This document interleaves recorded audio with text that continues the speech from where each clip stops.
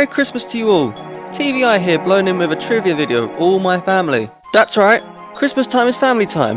No matter who we are or where we're from, if you celebrate Christmas, then chances are the most important part is the presents. Nah, just kidding. Kinda. Family time is the biggest highlight of any Christmas event, and my family is no exception. Long story short, it's the one time a year that we all get together to have a nice catch-up. Therefore, to combine the Christmas aspect of family time and the topic of Pokémon, I thought I'd make a team of 6 by using each of my family members' best qualities and describe each of them from my own experiences with them. Similar to my Halloween special video, they'll make a team of 6 that I would consider my closest Pokémon partners.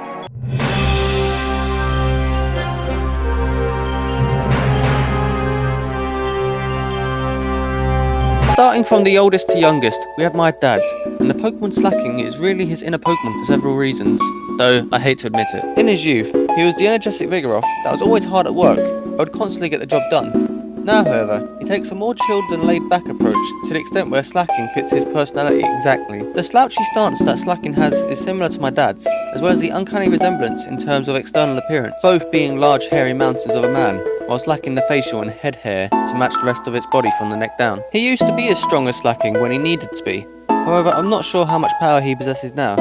A lot of it goes into his manual handling at work to benefit his company. I appreciate the passive stance he's taken now over the years, and I very much appreciate how protective he's been over his children.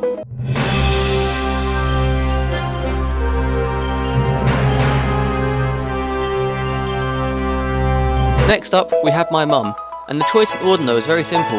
All her life she has worked in care, or caring for others, and what better Pokemon to associate her with the embodiment of nurturing. Now I could have chose Chansey or Blissey to pair her with, but I truly believe Ordino is the best Pokemon to associate her with for several reasons to get the edge over the other two Pokemon. First of all, my mum is a short lady. I wanted to get her the smallest possible option, and what separates Chansey from Ordino is Ordino is classified as the hearing Pokemon. My mum has definitely used her hearing in the past to catch me out when I was causing trouble, and I'm sure her hearing abilities have allowed her to excel in her career path on multiple occasions. Furthermore, Ordino gets the ability to Mega Evolve.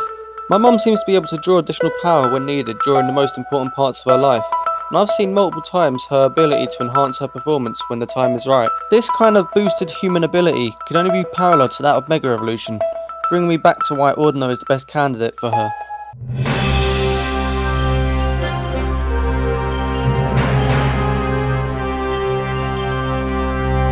My eldest brother is the one I hold the most strongest bond with out of my whole family. He is the type of guy I could easily hang out with at any given opportunity. Therefore, it only seemed fitting to pair him with a starter Pokemon, seeing how I hold the most attachment to my starter Pokemon. In any game, they're usually the ones on my team that I put the most focus and attention on. The starter I went with was the Decidueye, for a few reasons. First of all, he's a night owl. During the day he's fine, a lot of what he does is adequate, but when the sun goes down, he becomes a lot more alert and prepared for any obstacle. He'll do a lot of late shifts that lead into the early hours of the morning, and is usually the one ready to stay awake to play on a console when everyone else is ready for bed. That's right, he's a gamer. Given the opportunity, he would stay awake all night to game. A lot of content he plays involves shooting and adventuring, which goes really well with the Decidueye's personality. They are both very good sharpshooters that adventure through the night, and where a lot of games encourage all-out attack, my brother prefers the more stealthy, in the shadows approach to taking down a target, making him and Decidueye very similar.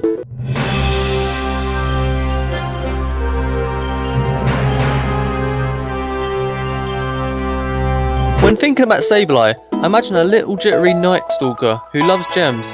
This works perfectly for my next brother. My middle brother walks the streets at night time with his mates and will do whatever he wants. I don't have a full understanding of what he gets up to, but a lot of his social time goes into the night time, which is perfect for Sableye. He and Sableye also twitch a lot. When he was younger, his head would twitch, or his eyes would blink excessively, which reminded me of Sableye. Although while Sableye looks to be stuck with an endless lifetime of twitching, my brother's twitching seems to have somewhat died down now. On top of this, Sableye is the Darkness Pokemon, with Prankster as an ability. In the past, my brother would definitely be a little prankster, but over time his pranks were a little bit more on the dark side, which fits perfectly with him being like Sableye. Really quickly too, Sableye has gems on it.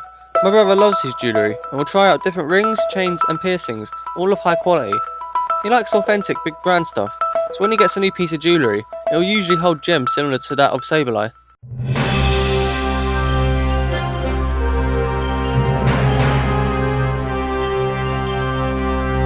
My youngest brother is the first family member I ever associated a Pokemon to, and it was around this same time I found out about this Pokemon. Scrafty is the perfect embodiment of what my brother represents, and since Generation 5, I've never seen another Pokemon come close to taking its place. My youngest brother is a crafty hoodlum who can pack a punch at any given opportunity.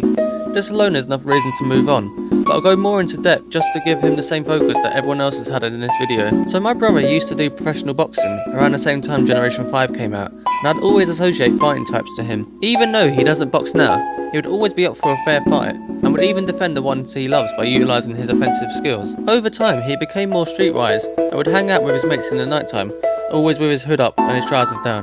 Yeah, he was one of those hoodlums. In the recent years, however, he has matured, so maybe I need to update the Pokemon that I associate him to. But for several years of being a really good fighter that bears an uncanny likeness to a thuggish gangster, I will still associate Scrafty to him until I find a more accurate Pokemon to suit his adult personality.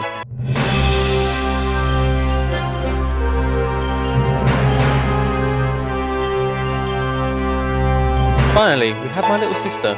She's an adorable food lover that Slurpuff would get along really well with, and has a podgy stature similar to Slurpuff's. My sister loves marshmallows, which Slurpuff looks a lot like, and its shiny form looks like a chocolate covered marshmallow, which my sister absolutely adores. My sister also loves pink and white cute things, so Slurpuff is an easy match. Other than food traits, my sister just had to be a fairy Pokemon, related to someone sweet, on the grounds of I value her as someone precious, that I can always find a warm embrace in. I know you have to trade in order to get a Slurpuff, but I know that I would never trade my sister away for anything in the world. Maybe it would have been better to give her Swirlix instead, but if we were to remove Lure, I think Slurpuff suits her a lot more than Swirlix. So there we have it, my immediate family if they were Pokemon, all based on my thoughts on them and how I value each one, as well as some of the traits they own that shape them into the final Pokemon choice. What do you guys think? Any of my family members remind you of people you know? Anyway, thanks for watching everyone, and again, make sure to have an amazing Christmas well spent with family.